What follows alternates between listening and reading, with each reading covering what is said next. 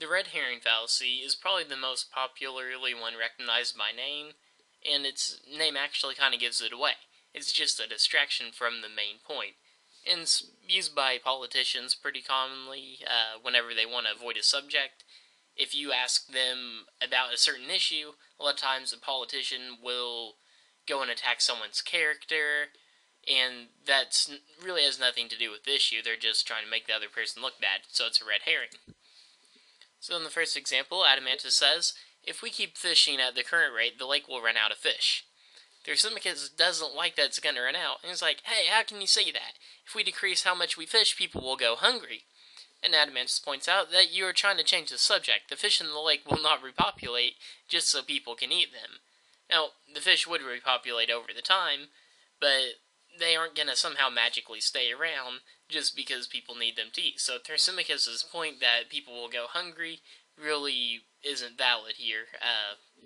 Adamantus is probably the one who's right, that even though people will go hungry, they do need to keep fish in the lake. It'll be better in the long run. In the second example, Adamantus says that stealing is immoral. Thrasymachus gets off subject and says that may or may not be true. But first, let's discuss how morality is decided. And Adamantus points out, you're changing the subject. You know that stealing is immoral. So here Adamantus is actually using a little bit of the fallacy on his own, because there's really no way to know if it's moral or immoral. Morals are a personal basis and can't be decided, but I think most people would agree that stealing is immoral. And for the third example, Adamantus says that we must cut down trees so we have homes to build. Thrasymachus says that we can't do that. If we cut down all the trees, we won't have any air to breathe.